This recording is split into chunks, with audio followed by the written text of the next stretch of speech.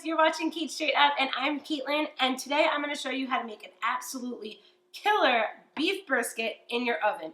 Not all of us are lucky and have access to a smoker every day, so when we don't, we have to learn how to kind of, substitute and make some delicious recipes that we could use in the tools that we have. That's how I came up with this oven roasted beef brisket recipe, because I love brisket, but I don't have a smoker, and I want something that's going to taste almost just as good as if it was really kind of slow cooked in a smoker. So like any other meat recipe, the most important thing about your beef brisket is the cut of meat itself. So make sure that you get a nicely cut and trimmed beef brisket. So the next thing that you need is a killer spice rub to rub down this big bad boy with. So that's something that you really want to get right. So mine here, I have about 2 tablespoons of garlic powder. I have about 2 tablespoons of onion powder. After that, I have about 1 tablespoon each of a smoked paprika, of dry mustard, and what was my other thing? Oh, ancho chili powder. Really, really good. Regular chili powder would work as well, but if you could find the ancho chili powder, it really has a nice flavor to it. If I didn't say salt and pepper, you need a little bit of that too, and then it's time to just rub your meat down with it. So I usually like to sprinkle and give myself a head start, so I'll sprinkle some over the meat before I start rubbing it in literally every nook and cranny of this brisket. The number one thing you want is that none of it gets neglected and that the delicious rub is all rubbed in over your meat. So you're just going to kind of, after you get it in there, start really rubbing it, making sure that you're getting all sides. And I usually like to go back and forth and do a couple times of each side, just to make sure that I really got everything. So you're going to get messy, you're going to have to wash your hands after, and you're going to have to get over it, because this is how you make a delicious oven roasted, smoked flavored kind of beef brisket. One thing that you don't want to forget about is the actual sides, kind of the front part of your brisket. So although it's not as easy to get on a nice, give it a nice massage, I always like to just kind of put a little bit on the end and then just rub it into those sides. You really want to make sure that every part of the meat is really nicely and covered in this dry rub.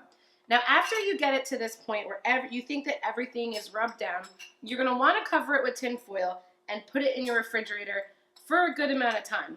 Honestly, if you could do it overnight, that's best. I would say up to 24 hours. However, if you are in a rush and you didn't plan, then you could definitely put it in your fridge for about 3 hours minimum. So if all else fails and you're still having a hard time getting that front, there's usually some extra spice rub in your dish. So a great way is to just give him a flip and dip him in that rub. So after you got him all massaged in, just wrap it with that tin foil and into your fridge. Like I said, 3 hours minimum. Overnight would be great, up until 24 hours. After you allow your brisket to have that time in your fridge, you're then going to get your pan ready for your actual roasting. So I like to just use a little bit of beef broth in the bottom of my roasting pan. You do want it to be covered maybe about ½ an inch to an inch, and then time to get our meat on our rack here. So we are going to be cooking this brisket at 300 degrees in our oven, and we are doing it low and slow. If you have even more time, feel free to take it down to 275. However, 300 is a nice temperature where it will cook about 1 hour per pound of your brisket, and it will also be that low and slow method where it won't get too tough. So after that, you're just going to slap on your brisket onto your rack here. It's hanging out in some beef broth. Oh yeah, and I forgot to tell you the secret ingredient. We got a little bit of liquid smoke right in our broth, and we're gonna wrap this up and let it go. Once your brisket is placed on your rack, you're gonna go ahead and cover it. And you wanna cover it really tight. We don't want any steam coming out of this. So make sure you cover it really tight with some tin foil. And after we are all wrapped up tight, it is going into a 300-degree oven for about 1 hour per pound. Now, if you want to take it even lower and slower, and you want to do 250 to 275, that's absolutely okay. But then you're thinking more about 1.5 hours per pound. So you might have to watch your timing on that a little bit. But we're doing it at 300. We're getting it in, and you don't have to baste. You don't have to do nothing. You just have to sit and wait and hang out while this bad boy is cooking up. When you think that your brisket has been in the oven for the right amount of cooking, you're going to want to take it out and let it rest for a little bit. After that, pull off that tin foil, take a look at it, give it a rest on the cutting board, and then dig and slice on in, because it's going to smell fantastic, it's going to look fantastic, and it's going to taste fantastic.